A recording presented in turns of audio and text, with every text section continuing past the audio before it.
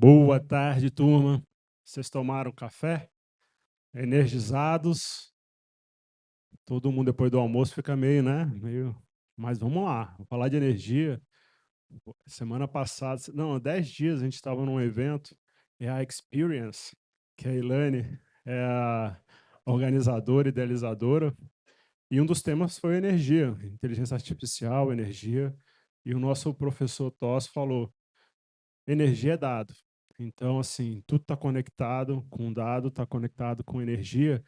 Eu acho que a gente tem aqui pessoas que vão dar um pouco de um overview do momento, de quais são os desafios, quais são a nossa realidade com relação a essa questão tão sensível. Mas antes da gente começar o nosso bate-bola, fazer o nosso Q&A aqui com eles, o Alex tem uma apresentação, não é isso? Então, por favor, Alex, vamos começar, vou fazer esse kickoff com você, e aí, a partir dessa sua apresentação, que a gente vai tentar reduzir para não matar todo o painel, a gente passa a bola para os demais, tá bom? Obrigado.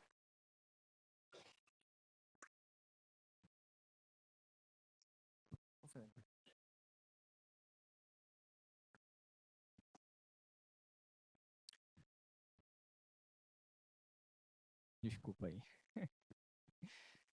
Olá a todos, boa tarde. Me chamo Alex Yukizaki, sou analista de pesquisa energética da EPE e trabalho na Superintendência de Estudos Econômico-Energéticos da empresa. Bom, a palestra de hoje versa sobre a energia da economia digital, né? Como que o planejamento energético se prepara para essa expansão de data centers. Falando um pouquinho da empresa, a EPE é uma empresa pública, né? Vinculada ao Ministério de Minas e Energia, que tem como objetivo subsidiar o Ministério com estudos para formulação, implementação e monitoramento das políticas públicas no setor de energia, buscando a promoção da transição energética aderente às potencialidades do nosso país. E faz isso através de diversos estudos e publicações, sempre buscando uma visão integrada, então não é só o setor elétrico, mas cadeia de óleo e gás, biocombustíveis também, olhando oferta, demanda, eficiência energética, meio ambiente, e não só subsidiando o Ministério para tomar de decisão, como reduzindo a assimetria de informação para o mercado. Esses estudos estão publicados, estão disponíveis lá no site da EPE, convido a vocês a acessarem. E aí, falando um pouco das nossas potencialidades, né, que já foi bastante falado aqui na parte da manhã, nós temos na nossa matriz de geração elétrica extremamente renovável, 90% de renovabilidade, que é muito acima da média mundial, que é muito acima dos países da OCDE, e não é de hoje. Há mais de 20 anos, a nossa renovabilidade alcança esse patamar de 90%. Mas o que tem ocorrido é uma diversificação, foi falado também no painel da manhã. Essa diversificação ocorreu com a entrada de eólica, solar, biomassa, e tem uma leitura importante dessa informação, porque a renovabilidade, uma geração de energia renovável, ela está associada a um regime climático, vento, chuva, sol, e isso traz um risco quando a gente imagina um cenário em que estamos passando por mudanças climáticas. Então, a diversificação, nesse caso aqui, ela é super importante. E isso que o planejamento energético se preparou já há bastante tempo para chegar nesse ponto. Isso significa que lá atrás a gente não era nem um pouco diversificado, porque só tinha hidrelétrica? Não. Porque nosso país é um país de dimensões continentais. Então, o regime hidrológico daqui do sul é diferente do norte, que é diferente do nordeste, sudeste. Então, há essa complementariedade das fontes e isso reforça a importância do sistema de transmissão ser robusto o suficiente para fazer esse intercâmbio de energia. E é um desafio que cresce a cada dia, principalmente nos países emergentes, onde se tem uma taxa de crescimento do consumo de energia elétrica acima, mais intensa do que economias desenvolvidas. E isso pensando que nós ainda temos um bônus populacional. Segundo o IBGE, o nosso pico quantitativo populacional vai alcançar seu ápice na década de 40. Além disso, o setor residencial,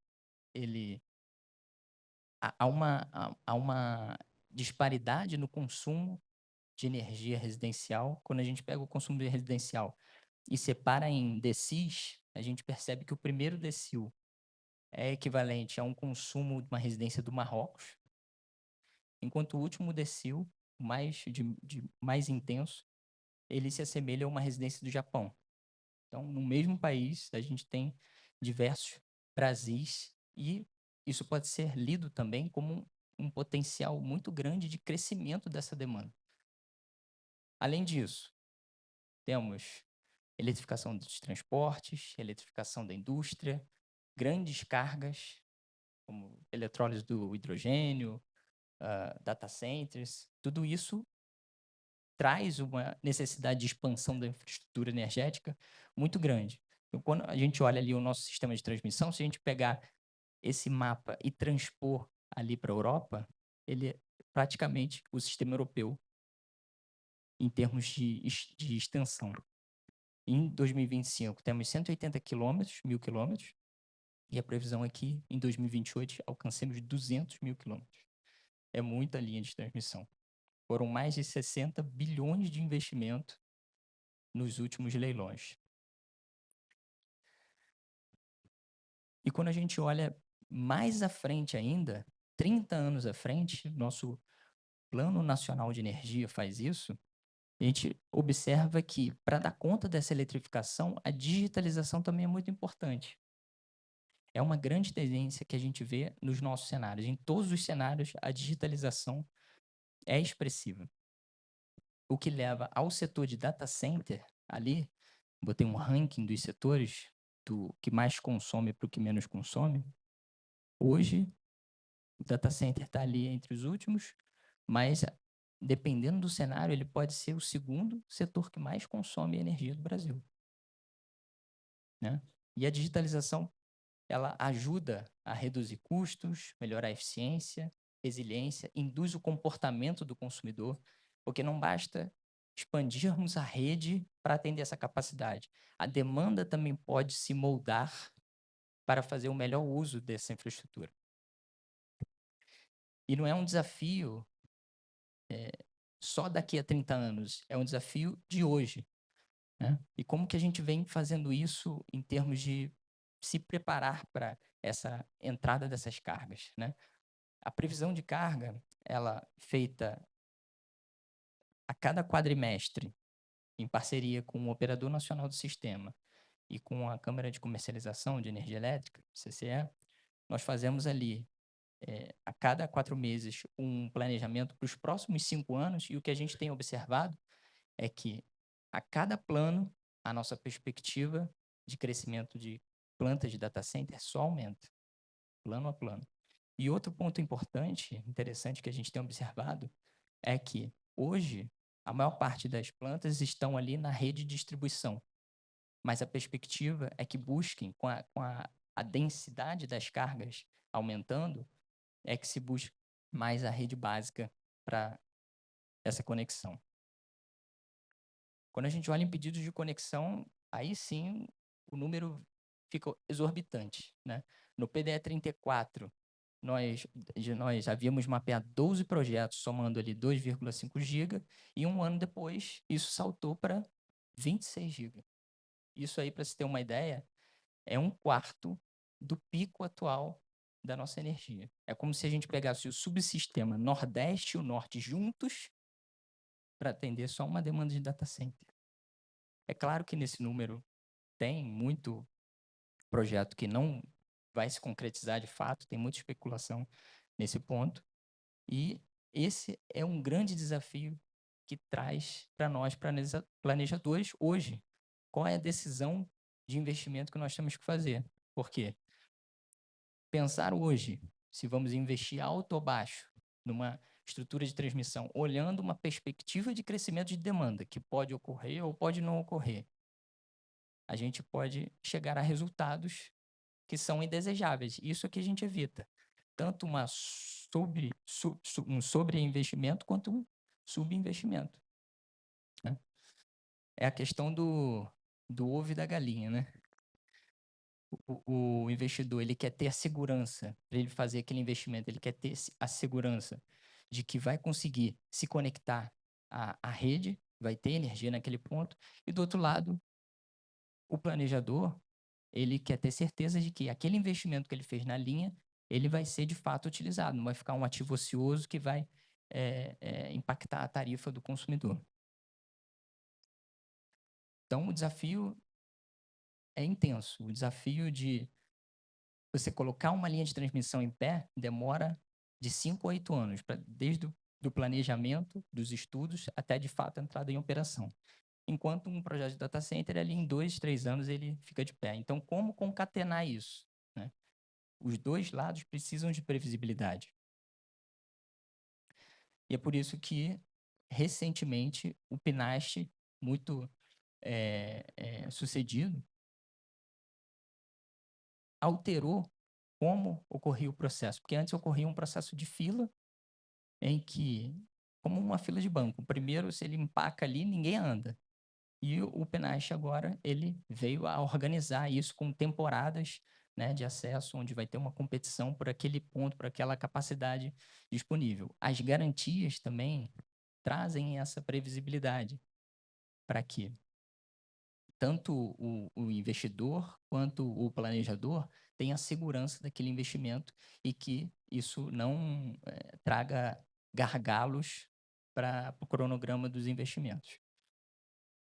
E um ponto importante é que o PNAST, ele também coloca a EPE, coloca para a EPE uma responsabilidade de promover chamadas públicas, justamente para mapear esses locais de maior interesse para a conexão dessas plantas. Então, a EPE, ela vai ter acesso a essas informações das temporadas de acesso e também por meio da chamada pública que será feita anualmente. Com isso, ela pode, de fato, se preparar, estudar previamente os pontos de maior interesse para fazer aqueles cronogramas de transmissão e instalação de uma planta de data center se aproximarem. Então, encerrando o meu último slide aqui, ele traz o seguinte, né? Que as cargas de data center estão cada vez mais intensas, né? Centenas de megawatts, às vezes gigawatts, e tendem a buscar mais a rede básica para conexão. A nossa matriz elétrica, ela possui uma altíssima renovabilidade e está cada vez mais diversificada. Isso concilia tanto segurança energética quanto atração de investimentos.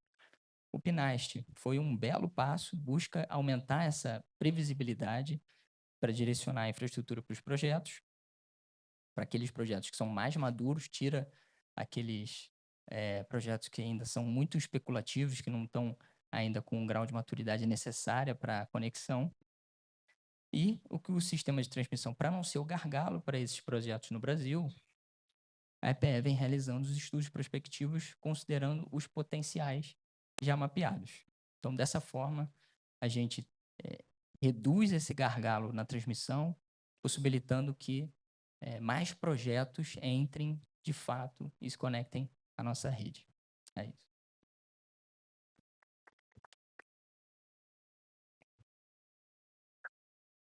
Muito bom. Essa foi só a entrada, a gente vai ficar aqui nas próximas 3 horas.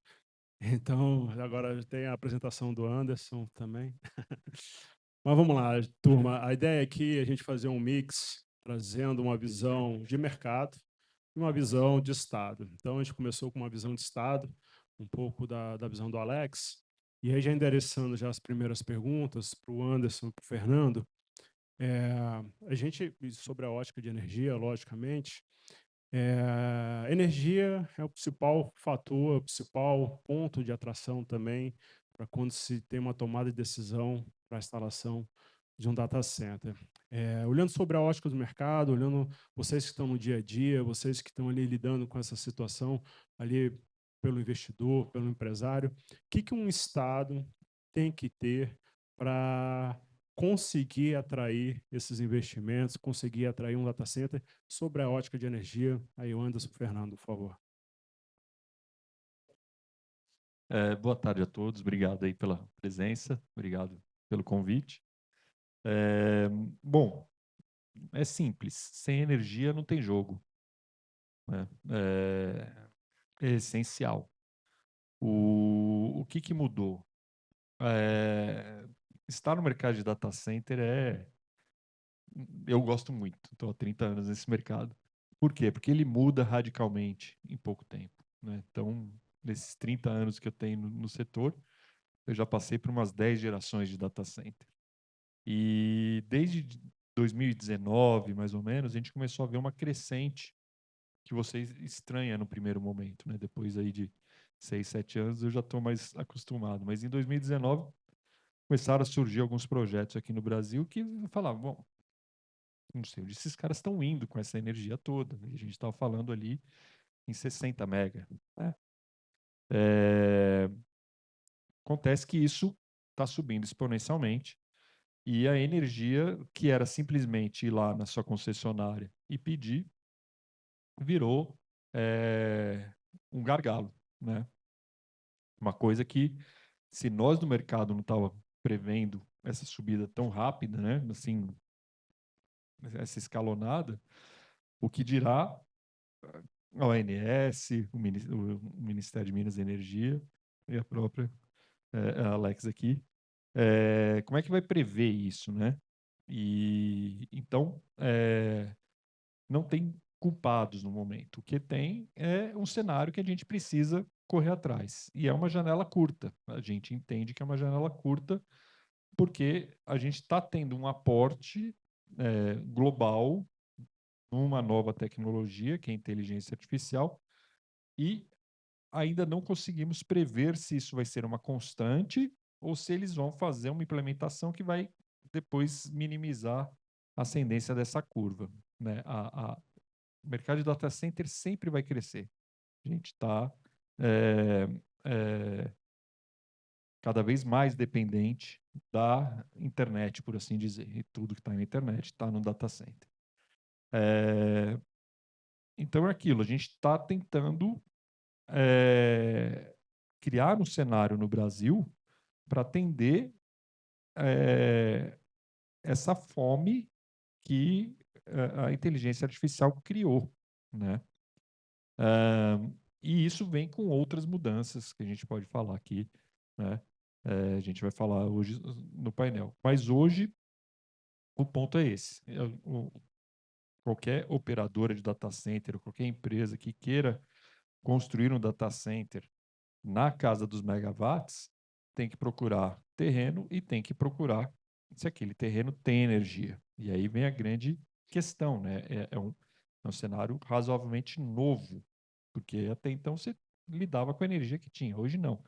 Se não tiver aquela potência, eu não consigo nem começar meu projeto. Ainda há no Brasil, as dimensões do Brasil, né? Eu não me canso de espantar, mesmo sendo brasileiro, né? Essa semana eu vi uma comparação, né? Não sei se vocês sabem, o ponto mais ao norte do Brasil está mais próximo do Canadá do que do sul do Brasil, né? Então, você distribuir essa energia para essa extensão é muito desafiador. Então, hoje ainda há uma preferência de data centers estarem próximo de outros data centers. Ainda também a gente não consegue mensurar o quanto isso é mandatório. As operadoras estão tentando viabilizar aonde está sendo solicitado. Eles querem atrair esse negócio. A gente não sabe se vai chegar num ponto que eles vão virar e falar, não, se só tem ali, vai ali mesmo. Eu sou um defensor da descentralização da implementação de data centers no Brasil. Acho que tem regiões que podem se desenvolver muito em termos de indústria de data center, você criar novos polos, mas hoje a gente ainda está concentrado em São Paulo, Rio de Janeiro, Ceará, Rio Grande do Sul e Brasília, que é onde nasceu o mercado de data center no Brasil foram nessas 5 regiões. Fortaleza um pouco depois por causa da proximidade. Então é aquilo. Eu acho que para essa demanda de imediato ainda está concentrado nesses polos, mas os outros estados que quiserem participar de uma eventual onda de implementação de data centers, eles têm que prever isso em termos de infraestrutura, né? Eu preciso ter energia em grandes quantidades chegando lá. E quando a gente fala nessas demandas, a gente está indo para a rede básica. Então, tem muito mais a ver com o governo federal, com os órgãos, né, aqui já descritos, do que com a concessionária local mesmo, né? Então, são desafios que a gente ainda está achando os modos viáveis para solucionar, né? A fila é grande e hoje a gente ainda está vivendo uma expectativa para saber qual é o fator que precisa ser mudado para que esses investimentos venham para o Brasil. As qualidades que o Brasil tem são inúmeras, além da fonte extremamente renovável, como o Alex já descreveu aqui, né? A gente tem área, a gente tem uma mão de obra muito qualificada, a gente tem um supply chain muito qualificado, que surpreende quem não conhece o Brasil de perto. Todos os investidores que começam a ter um primeiro contato com o Brasil se surpreendem com a qualidade que a gente consegue fornecer aqui, de nível de qualquer país de primeiro mundo. Então, a gente tem muitos diferenciais para captar isso. É a missão que a BDC tomou para si também, né? Mas a gente precisa também achar essas soluções. Mas o básico é isso. Sem energia não tem jogo. Anderson. Bom, boa tarde a todos. Acho que o Fernando já trouxe bastante aí os aspectos principais. Disponibilidade de energia, obviamente, terreno, né, conectividade, todos esses aspectos de infraestrutura mesmo relacionados aos data centers. Mas eu acho que tem um ponto também, eu não acompanho há tanto tempo quanto o Fernando o mercado de data centers, data centers mais ou menos uns 4 anos, mas eu acompanho o mercado de energia como um todo, né, geração, transmissão e as grandes cargas industriais há pelo menos um pouco mais de uma década. E uma coisa que sempre, quando você vê que tem algum problema nesses projetos, muitas das vezes que os projetos atrasam, né, o pessoal da EPE faz todos os estudos, depois na hora de implementar, às vezes a coisa não acontece conforme o programado, né, e tem muito a ver também com a parte que foi mencionada no primeiro painel dos aspectos regulatórios, com a parte de licenciamento, né? Então, a gente acompanha bastante aí o mercado de transmissão, o mercado das grandes plantas industriais. Quando tem um projeto que se atrasou, na maioria das vezes é porque deu algum problema em algum ponto do licenciamento, nos vários órgãos que se envolvem no processo de licenciamento de um projeto grandioso como é um data center, como é um sistema de transmissão, uma linha de transmissão, ou uma grande indústria. Então, eu acho que aquelas regiões que querem atrair esses investidores, elas precisam se unir com os vários órgãos que representam esse aspecto regulatório que cuida dos licenciamentos e trazer uma proposição mais colaborativa e mais focada nos data centers, porque o processo vai ser parecido para a maioria dos investimentos em data center, o processo de licenciamento vai ser similar, então essas regiões elas têm que se preparar para propor alguma coisa séria e que traga mais previsibilidade no cronograma, nas aprovações desses licenciamentos, para poder ficar mais atrativa para os investidores de data center, além de tudo que o Fernando já trouxe aqui também. Ou seja, tem alternativa para descentralizar, né? É só uma questão um pouco de organização. Eu vou trazer a Thaís para essa conversa. Você viu que o Alex já mencionou ali uma fila gigante. É 26 ou 28 que vocês calcularam, gigas? 27? 26. Uma fila de 26, né? Pelo que eu vi, a gente chegou ao 1 giga agora. Como é que o MME tem acompanhado? Como é que está a cabeça do governo com relação a essa fila, que a tendência é crescer, a tendência não é a gente ter uma inflexão, pelo contrário, que o Brasil, de certa forma, se posiciona como um player internacional, mesmo sem um Redata, tem atraído investimentos, e a tendência é aquilo que a gente falou no começo: para vir tem que ter energia, para energia para ter esse atendimento, tem que ter infraestrutura. Como é que está a cabeça do ME? Como é que vocês estão vendo essa questão aí do número de pedidos de acesso e esse número gigante de 26 GB que o Alex trouxe aqui para a gente? Ok, obrigado, Eric. Agradeço aqui a associação, né, pelo convite para participar desse fórum aqui para discutir um assunto que é tão caro para o Ministério, que também é tão atual para o segmento de data center, né? Então, vou trazer um pouco aqui do histórico, né, do que tanto o Ministério quanto a EPE vem observando desde 2024, né? A gente teve também no final de 2025 uma mudança no modelo de acesso. A minha fala vai ser muito focado nos grandes data centers, né, que querem se conectar nos sistemas de transmissão, que é o segmento que o Ministério aí tem a atribuição para conseguir tocar, né? Então, a partir de 2024, o Ministério começou a observar um grande número de pedidos de acesso desse segmento, né? Até então, de acordo com as normas vigentes, o Ministério participava do rito de acesso, né? O rito de acesso iniciava lá no Ministério de Minas e Energia, com o pedido para emissão de uma portaria, que era um ato que meramente definia um plano de obras do ponto de vista econômico, né? Então, a partir de 2024, a gente observou um boom de pedidos, né, desse segmento, e 2025 esse número chegou a dobrar, né, que se refletiu ali dentro do PDE da EPE, que é justamente esse número ali na casa de 28 gigas, né, que era um número ainda muito incerto, né, eram pedidos ainda de projetos, em sua grande maioria, que tinham uma maturidade ainda um pouco indefinida, né, então, muito embora fosse o número que a gente tivesse para trabalhar em termos de planejamento, né, a gente não tinha uma certeza se esses 28 gigas, de fato, iam se converter em projetos maduros que têm ali uma viabilidade técnica e econômica para se conectar na rede, né. Então isso, como eu disse, se refletiu no PDE 2035 da EPE, né, com enfoque ali especial para os estados de São Paulo, que o número prospectivo foi 8 gigas, o Ceará, que foi quase 4 gigas, né, e também ali tinha os estados de Rio de Janeiro e também Rio Grande do Sul, né. Então, a partir desses números, a EPE começou a se dedicar a realizar estudos de planejamento da transmissão, né? Porque a gente já sabia que a rede existente não ia dar conta de conectar esse grande número de projetos, né? Então, desde 2024, a EPE vem elaborando estudos na região de São Paulo, principalmente, né?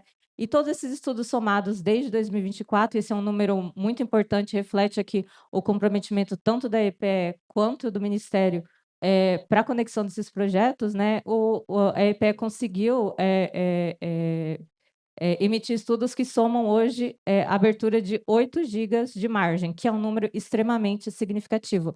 A gente está falando ali de quase metade da carga do Nordeste, né? Então, realmente, assim, é um trabalho de muito valor para o setor, né? Então, esses 8 gigas de margem em São Paulo, com certeza, aí vão se traduzir em contratos assinados, né? A gente sabe que São Paulo tem um apetite para esse valor de demanda, né? E também a EPE vem trabalhando em estudos em outras regiões, como Rio Grande do Sul, Rio de Janeiro, e também ali no Nordeste, especificamente na região do Ceará e também do Piauí, né? E somando ali uns 4 gigas de carga, a abertura de margem para carga na região do Nordeste, né? Esse é um outro estudo que até o final do mês a EPE também vai publicar no seu site, fazer workshop, enfim, para que todo mundo ali tenha ciência do plano de obras que vai ser lançado, né? E também nesse meio tempo, observando todas as mudanças do mercado, ciente de que a transmissão é um recurso escasso, tanto para o segmento de carga quanto para o segmento de geração, o Ministério subsidiou uma mudança, né, no paradigma do acesso. Então, a gente saiu desse modelo em que a gente tinha uma fila que era análise individualizada, que tinha uma certa dificuldade de entender ali o processo, né, para um modelo em que as análises são feitas em lotes, né, então é uma análise conjunta, em que a gente denominou essa análise conjunta de temporada de acesso, né, os interessados. Tá funcionando? Os interessados se inscrevem dentro dessas temporadas de acesso sob responsabilidade do Operador Nacional do Sistema Elétrico, e buscam ali viabilizar o seu acesso. Então, para aqueles pontos em que não tem concorrência, o acesso segue normal. Para os pontos que têm concorrência, existe a previsão de um processo competitivo, cujo o sinal para escolher a seleção do projeto, né, que vai se conectar naquele ponto que tem competição, quem ofertar o maior prêmio, né, um sinal econômico. Muito embora o Ministério tenha previsto outros sinais para escolha dos projetos com maior aptidão para conexão na rede, né, nesse primeiro momento, até com vias a operacionalizar toda essa mudança de paradigma, a gente vai estar optando somente pelo prêmio, né? Mas já existe dentro das diretrizes formalizadas aí do Ministério a previsão de outros critérios de seleção, como, por exemplo, serviços adicionais que algum agente venha a prestar para a rede, né? Como aporte de reativos, enfim. Então, existe já a previsão escrita isso, mas nesse primeiro momento a gente vai estar só usando aí o critério econômico para a seleção dos projetos em pontos e que vai ter competição, né? E outra importante evolução desse modelo, assim, né, aí muito tocada pela ANEEL, foi a instituição de garantias financeiras, né? Primeiro a gente viu a corrida do ouro para o segmento de geração, né? Então a ANEEL também colocou garantias para o processo de acesso, né? Ou seja, para você solicitar o seu parecer de acesso, para você assinar o seu contrato, você teria que aportar garantias. Isso muito como um filtro, né, para tentar ali selecionar projetos mais maduros para se conectarem na rede, né? E isso também, durante esse período de 24, 25, que a gente viu um boom de projetos do segmento de consumo querendo se conectar na rede, da mesma forma, a ANEEL, como resposta, né, a esse boom, também instituiu garantias para os consumidores, da mesma forma que existia para os geradores. Essas garantias continuam dentro dessa nova Política Nacional de Acesso à Transmissão, que é a PENACH, né? Então, para você se inscrever na temporada de acesso, você vai precisar aportar uma garantia, e também depois, para assinar o seu contrato, você também vai precisar aportar uma outra garantia, se não foi alterado, né? Então, com isso, o Ministério quer dar segurança para o processo, selecionar projetos mais maduros e continua observando a partir desses resultados que a gente vai coletar aí, tanto das chamadas públicas que a IPE vai fazer, dos resultados da temporada de acesso, números que se traduzam depois em premissas para os estudos de planejamento da IPE. Obrigada. Excelente.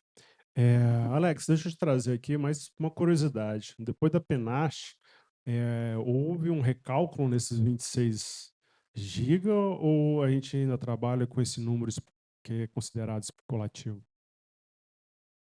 Na verdade, o planejamento é dinâmico, adaptativo, né? Então, frequentemente a gente atualiza, avalia os projetos e com base nos pedidos de acesso. Então, o último número que nós temos é o do PDE 35, mas nesse ano já está previsto ser publicado o PDE 36 com novos números. Excelente. Anderson, trazendo você de volta aqui para o nosso bate-papo, a gente fala em geração, transmissão, distribuição. Você que está no dia a dia, você que é uma empresa que está atuante aqui no Brasil, também no Brasil, onde estão os principais gargalos? E a provocação vai além. Acho que muita gente aqui já tem consciência de algum desses gargalos. Mas o que vocês, enquanto empresa, pensam como solução? Uma boa pergunta, Eric. Acho que geração, todo mundo já... O Alex trouxe para nós a nossa matriz, né?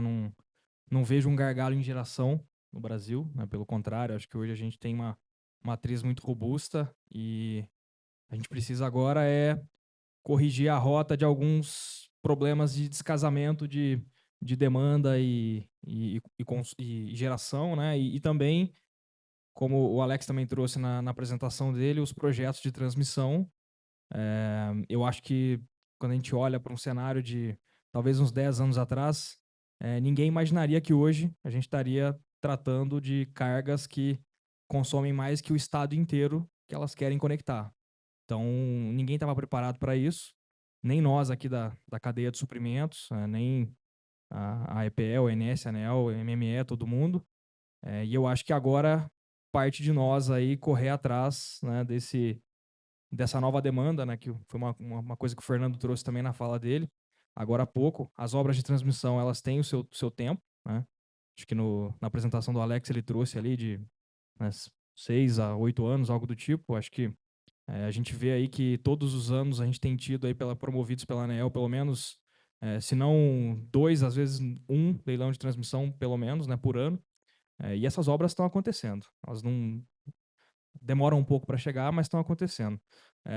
E eu acho que a gente tem total capacidade, né, com todo o empenho que tem sido colocado, que a Thaís acabou de falar na fala dela, né, para liberar as margens de escoamento para que o sistema de transmissão ele esteja disponível para essas grandes cargas elas conectarem.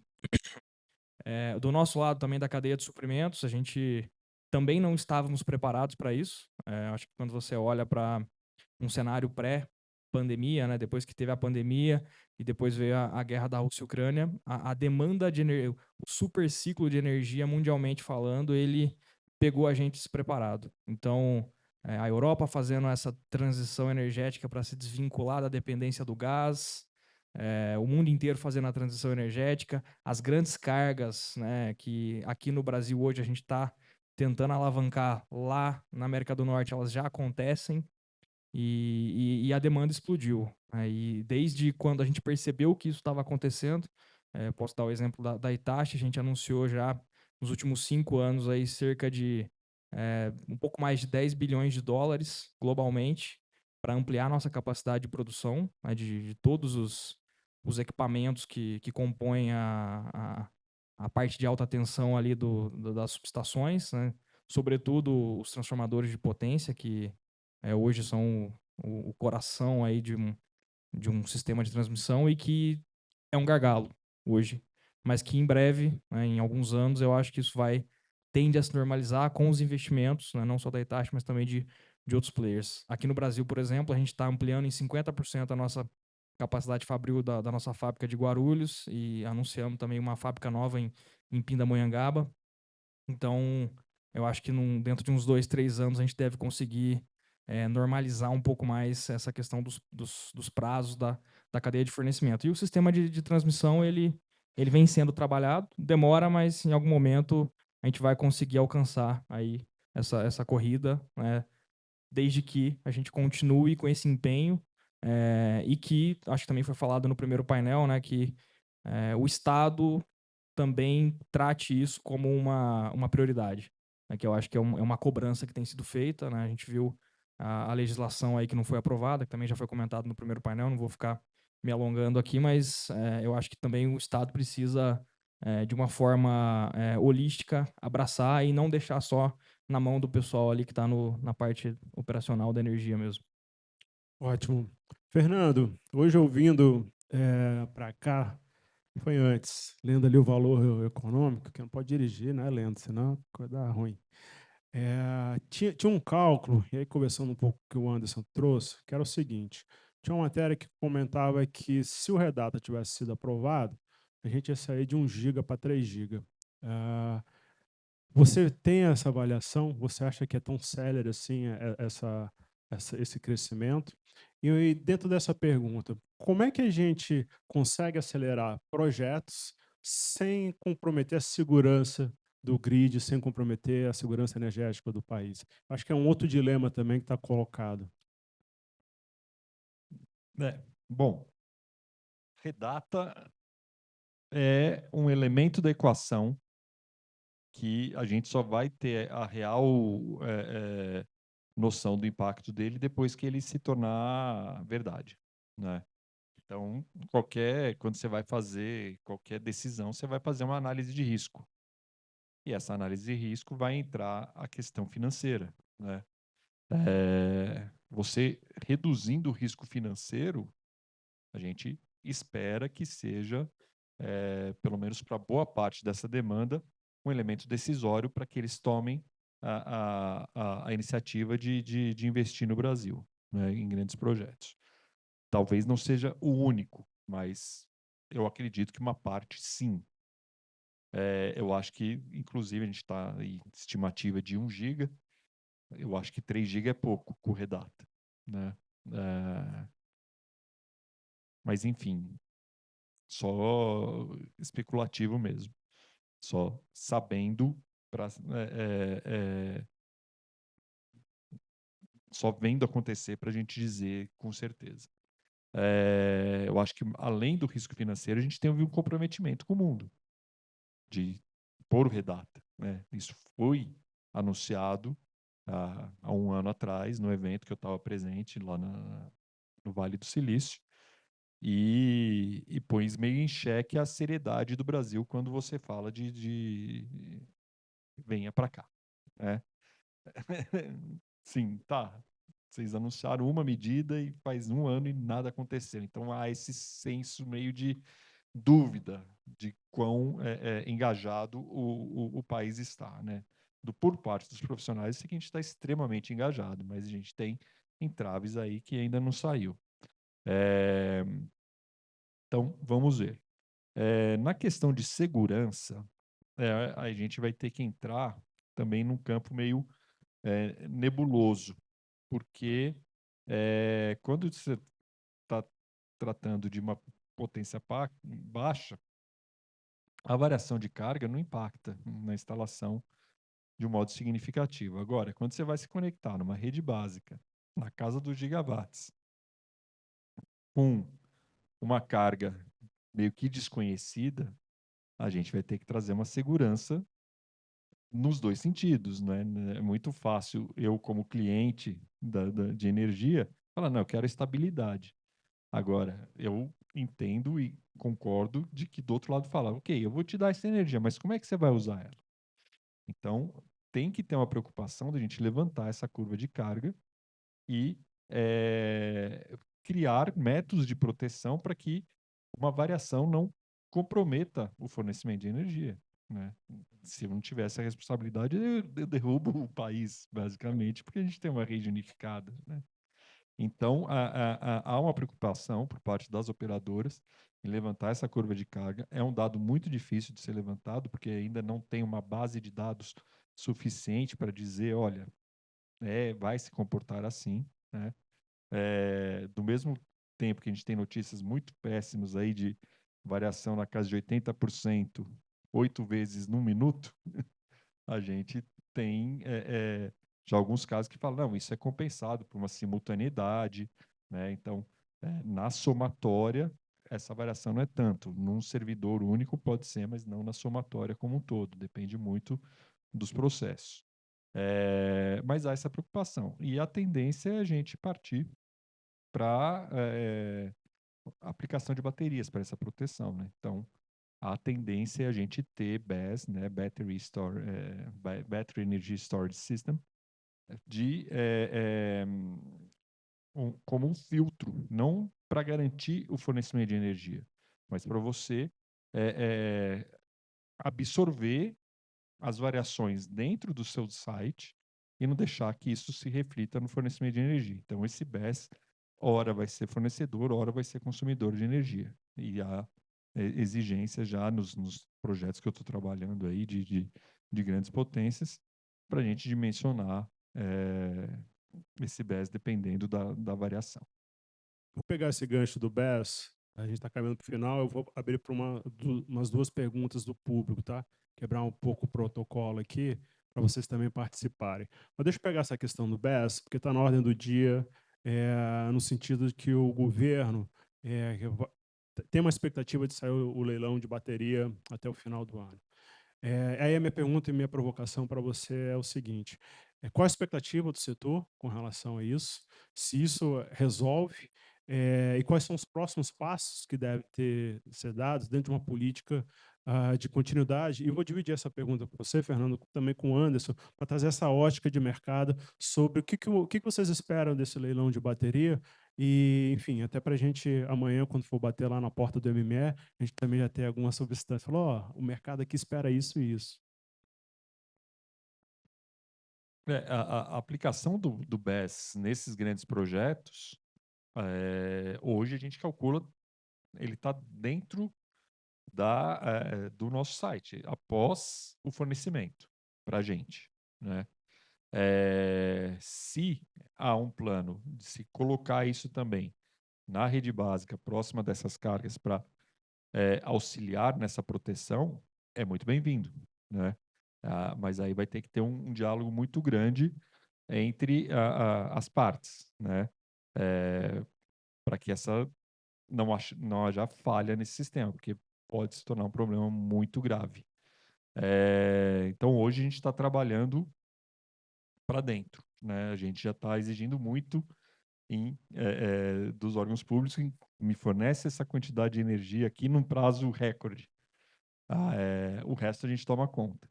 Então, até tem me incomodado aí recentemente a gente falar o gargalo energia, o gargalo energia. O primeiro gargalo energia, né? Então, mas é aquilo que eu falei também. Sem energia não tem jogo. Então, vamos jogar, que aí os outros gargalos vão aparecer. E o BES pode vir a ser um deles, né? Não só no seu dimensionamento, como na tua implementação, seja no fornecimento e na aplicação correta.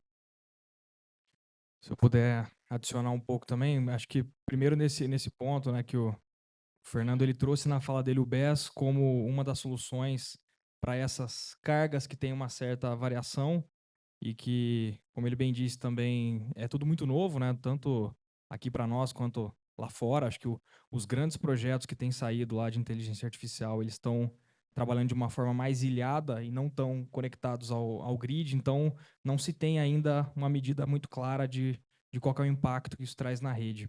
Mas a gente acompanha muito de perto essa discussão, porque a gente é muito interessado nessa questão da qualidade do fornecimento de energia, né? E tem outras, só queria adicionar que tem, além do BESS, tem outras tecnologias que estão disponíveis hoje, que já estão sendo aplicadas em alguns projetos. Acho que a principal delas a gente chama de Enhanced StatCom, que é um compensador estático do estado da arte aí, que tem um trabalho paralelo ali com supercapacitores, e para esse perfil de carga tem se mostrado uma solução super adequada. Então, assim, o mercado está preparado para atender essa demanda de qualidade de energia dos projetos de data center. E quando a gente volta para o tema da sua pergunta do leilão, né, do BES, eu acho que é um primeiro passo muito importante, mas ele traz uma aplicação específica.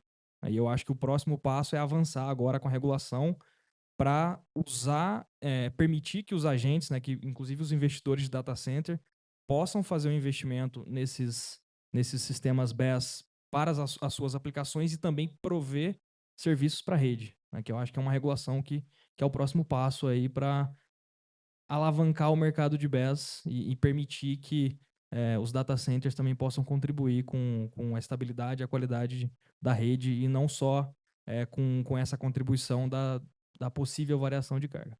Excelente, acho que a Thaís anotou tudo ali, ó. Levar para o ME, hein, Thaís? Alguém quer fazer pergunta?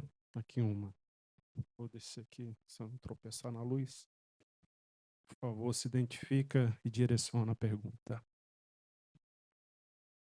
Boa tarde, pessoal. Meu nome é Cristiane. Eu trabalho com licenciamento ambiental e infraestrutura já tem quase 2 décadas.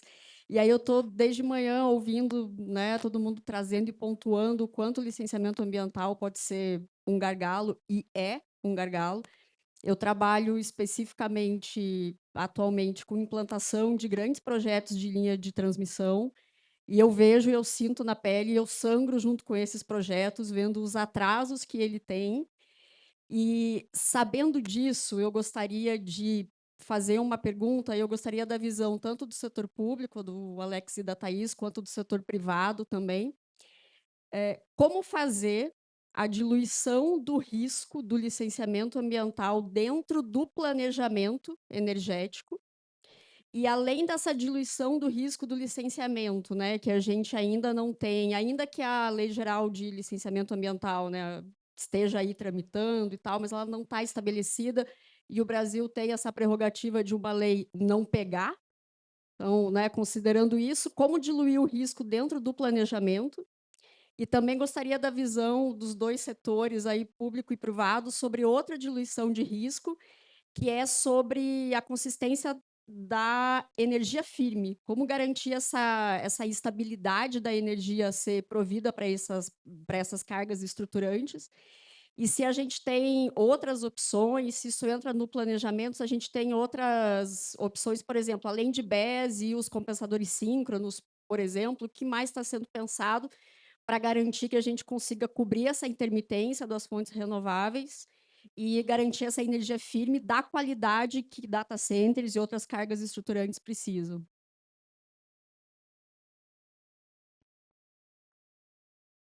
Obrigada pela pergunta. Vou começar aqui respondendo um pouco pelo planejamento do sistema de transmissão. Como que a gente lida com essa questão do licenciamento ambiental, né? Hoje, o licenciamento ambiental de sistemas de transmissão fica inteiramente a cargo do concessionário que vence aquele lote dentro de um leilão. Ou seja, se a gente for olhar a matriz de risco do contrato de concessão sob responsabilidade da ANEEL, o risco está 100% alocado para o concessionário, né? Com isso, eu quero dizer que o que a ANEEL leiloa não é uma linha de transmissão que aquele traçado fica aderente ao que a gente planejou. Aquele concessionário ele pode promover a otimização daquele traçado, desviar de algumas sensibilidades socioambientais, comunidade de conservação, terra indígena, território quilombola, de forma a reduzir custos e evitar um licenciamento ambiental mais difícil. E como que o planejamento setorial incorporou esse segmento tão importante, né? Que hoje em dia, de fato, vem ali colocando um peso sobre o tempo de implantação dessas obras, né? O planejamento observa todas essas variáveis desde o início, né? Então, a EPE fica responsável pela elaboração dos relatórios de planejamento, né, que é conhecido aí dentro do setor como relatório R1. Esse relatório R1, ele já aborda a dimensão socioambiental, né? Então, com isso, todos os corredores de linhas de transmissão que a EPE planeja já busca desviar de todas essas sensibilidades que pode tornar o licenciamento ambiental um pouco mais oneroso, né? Então, a gente já tem esse primeiro olhar ali desde o R1. Quando o Ministério de Minas e Energia recebe esse relatório R1, a gente vai fazer ali um detalhamento do traçado e também propor uma locação para a subestação, né, caso ela exista. Então, para essas duas atividades, a gente também tem diretrizes, um documento formal elaborado pela EPE, que a gente está em vias, inclusive, de atualizar ele, que exige que a gente olhe para todas essas variáveis na hora de pensar um traçado referencial.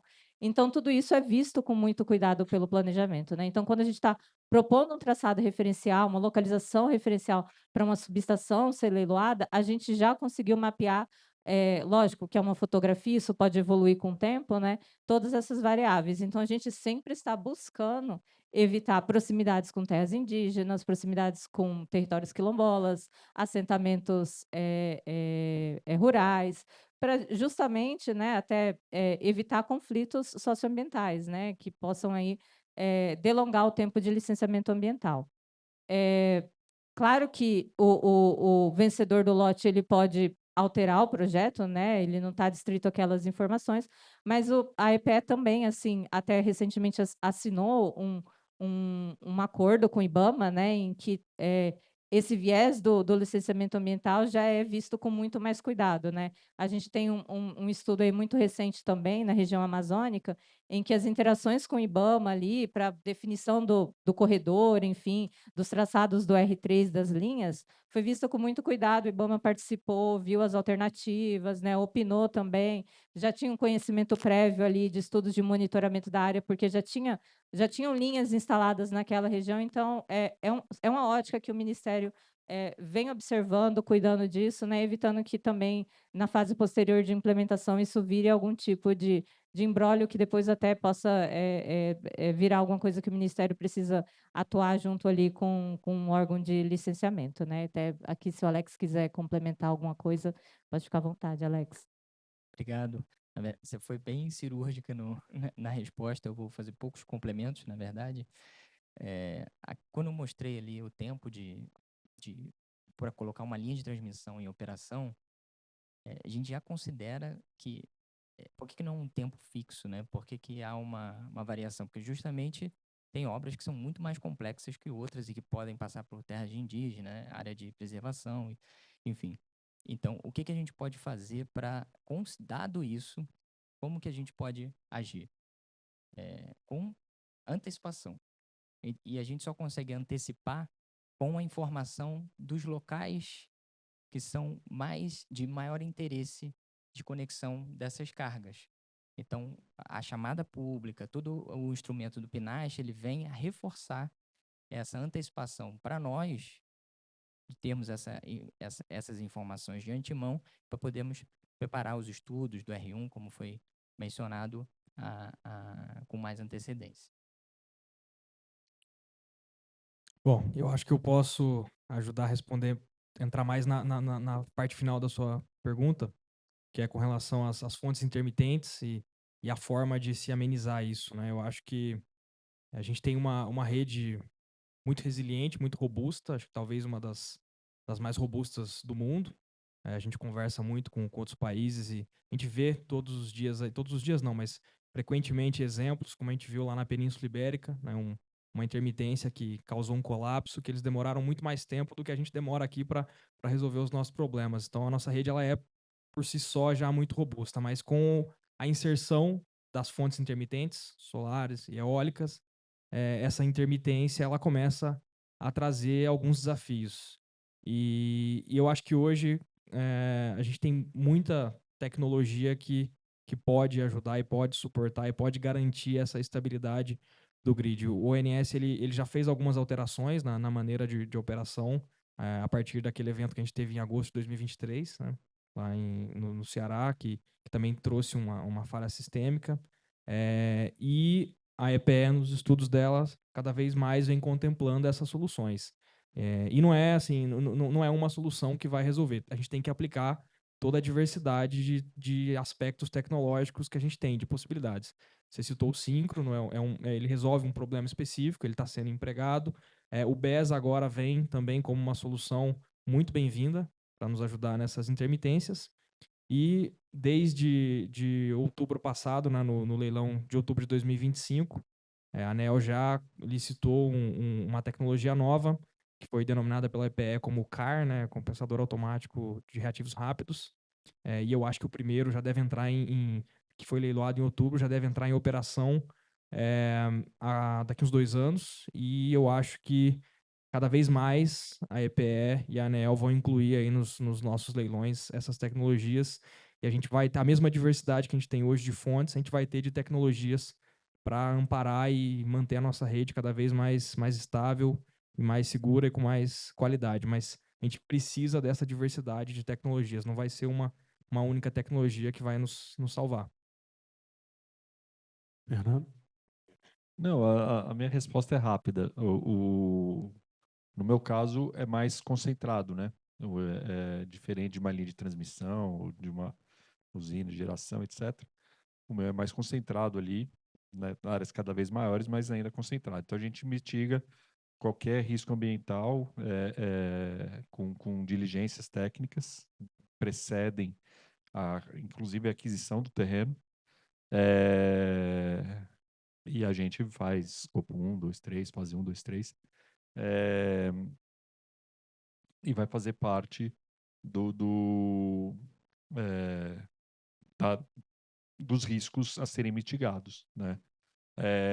Externo ao site, entra em risco de tempo, né? A gente não tem responsabilidade a princípio. Então, a gente confia no trabalho bem feito e põe aquilo como um risco de prazo de chegada.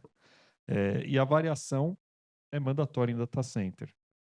A gente tem que ter backup no site, né? Então, feito com gerador, com outro tipo de tecnologia, para lidar com essas, se porventura chegar no site alguma variação que não foi já mitigado antes do fornecimento. Então, no meu caso, acaba sendo bem mais simples do que dos colegas aqui. Excelente. A gente conseguiu misturar aqui o olhar do Estado com o olhar de mercado. Vamos para as considerações finais. Eu peço para a gente dar uma acelerada, porque tem um negocinho vermelho piscando aqui na tela. Eu não consigo ler o que é, mas está piscando. E na caixinha de vocês, aí, olhando para o dia a dia de vocês, olhando para a rotina de vocês, o que é decisivo na questão de energia para os próximos 5 anos sobre a ótica do mercado de data center? Vou começar com a Thaís. Governo. Acho que esse avanço no modelo, né, de acesso à rede básica por grandes cargas, aí, no qual o data center se inclui, acho que é o principal mote que a gente vai ter ali por parte do Ministério para esses próximos 5 anos. A gente tem muito ainda que avançar a gente emitiu o decreto instituindo a nova política de acesso. No início desse ano, a gente trouxe as diretrizes gerais por meio de uma portaria do Ministério, mas, assim, essa portaria tem muito espaço para melhoria, né? A gente está falando aqui de critérios adicionais para a seleção de agentes em pontos onde há competição, que a gente pode considerar serviços, outros serviços que esses agentes possam vir prestar, mas tem outros mecanismos que a gente ainda pode colocar aí dentro dessa portaria, que é a descontratação voluntária de margem, ou seja, alguém que tem um custo assinado e não tenha mais intenção de colocar aquele projeto em operação, ele pode ofertar concomitantemente dentro de um processo competitivo aquela margem e alguém ficar com ela. E a gente também tem ainda um mecanismo excelente, que é a oferta de margem futura. A gente sabe hoje que o ONS tem um horizonte reduzido, né, que é de 5 anos. Para o segmento de consumo é um pouco menor ainda, né, 3 anos. Então, dentro dessa primeira temporada, a gente vai ter produtos para os anos de 27, 28 e 29, mas aí aquele agente que tem uma planta maior, cuja maturação envolve um período maior de tempo, né, ou seja, que ele queira se conectar em 2031, 2032, hoje a gente não tem solução para conectar essa pessoa, ele teria que esperar o tempo avançar para que tivessem produtos disponíveis em temporadas futuras para que ele pudesse participar e depois assinar um contrato. Então, esse mecanismo da margem de contratação de margem futura pode ser muito interessante para aqueles projetos eletrointensivos que, né, buscam ali se conectar hoje na rede, mas pensando de fato só em começar a pagar os seus encargos lá e entrar em operação em 2032, 2033. Então, esse também é um mecanismo muito interessante, né, que a gente aí pretende nos próximos anos, talvez, né, ainda esse ano talvez seja um pouco imaturo dizer que a gente vai fazer isso, porque a gente precisa ter a expertise de realizar algumas temporadas e ver qual o resultado, né, para a gente conseguir aí alterar nossas diretrizes e evoluir nesse modelo, né. E outra coisa aqui que eu gostaria de falar para o setor é que, dentro dessas diretrizes que o Ministério publicou no início do ano para essa nova política de acesso, né, o segmento de consumo, ele é calculado primeiro em relação ao segmento de geração, ou seja, ele tem ali um privilégio, né. Então o segmento de consumo vai ter o cálculo da margem feito primeiro pelo ONS, os produtos também ofertado primeiro, né, até porque todo o planejamento da transmissão utiliza como paradigma o crescimento da carga, né. Então é por isso que ele vem aí com essa primazia em relação ao segmento de geração, né. Agradeço aqui a participação no evento. Obrigada, Eric. Alex. É ótimo fazer o painel com a Thaís, porque ela já percorre tudo. Bom, eu concordo. Eu acho que nos próximos 5 anos a gente tem que colher os frutos do que foi colocado hoje, né? Nós recentemente modernizamos a forma de acesso à rede e temos que estar atentos para possíveis adaptações ao longo desse processo, né?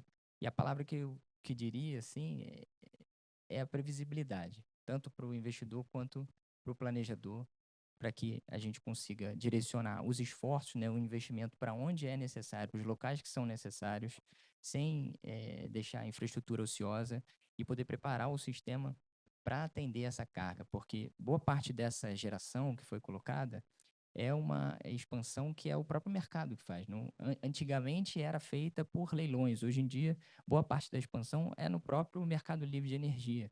Então cabe ao setor público corrigir essas assimetrias de carga e consumo. O perfil da carga é de uma forma, o perfil da geração é de outra. Como que a gente faz as coisas se conectarem? Flexibilidade vai ser cada vez mais necessária. E também um reforço, uma linha de transmissão cada vez mais robusta para atender todas essas cargas. Anderson. Bom, trazendo, como o Eric sugeriu, né, trazendo para o meu lado, acho que a conclusão é que cada vez mais os investidores de data center eles precisam se planejar e olhar para a conexão com o grid com mais carinho, né? A conexão em alta tensão, muitas vezes, ela não é o mais representativo dentro do investimento do projeto. Talvez 5, 10%, mas sem ela, nenhuma CPU liga, nenhuma GPU liga. E a gente tem visto, né, eu vejo isso no meu dia a dia, investidores que muitas vezes chegam e falam: eu preciso que a subestação esteja energizada em 12 meses. Hoje, isso não existe mais. Talvez 5, 10 anos atrás era possível, mas depois do super ciclo de energia que a gente vive hoje, não é mais possível. E a cadeia de suprimentos hoje, os investidores competem globalmente pela cadeia de suprimentos. Então, se a gente não trabalhar juntos e começar a trabalhar cada vez mais cedo nos projetos, a gente perde prioridade para os projetos lá de fora. E a gente vê isso acontecendo. Hoje, muita coisa é produzida no Brasil e é exportada para os, eu digo da parte de energia, né? E é exportada para os data centers lá de fora. Então a gente precisa cada vez mais trabalhar com antecipação, trabalhar juntos para garantir que daqui 18, 20, 30, 40 meses, aquela infraestrutura vai estar disponível para fornecer energia para os data centers.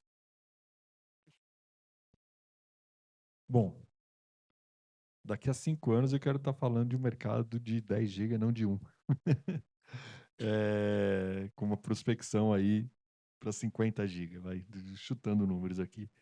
Não, mas é isso, eu acho que, né, já passei aqui, eu acho que a gente tem um potencial enorme, a gente tem o engajamento do setor, e eu espero que esse engajamento se reflita nas partes ainda faltantes que, porventura, a gente vai precisar de alguma ação deles para provar para o mundo que a gente está aqui pronto para receber essa demanda, né?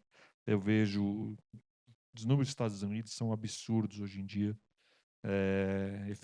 Eu chamo de efeito Trump, ele falou para ficar investimentos lá. Mas não tem mais para onde eles correrem, né? E Brasil tem todos os fatores favoráveis, seja geopolítico, seja de infraestrutura, seja de mão de obra, né? A gente só precisa tirar algumas pequenas desconfianças para que essa demanda chegue e ter problemas bons de resolver, né? A gente fala, como é que eu vou resolver essa demanda que está vindo, né?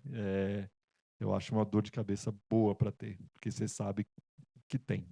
Não é bem melhor do que alguns anos atrás que a gente passou que um olhar para a cara do outro, e aí, o que a gente vai fazer, né? Então, temos uma oportunidade aí pela frente e realmente eu espero que tenha, que a gente consiga atrair essa demanda para cá. Excelente, turma. Esse foi o painel de energia. A gente encerra por aqui. Obrigado.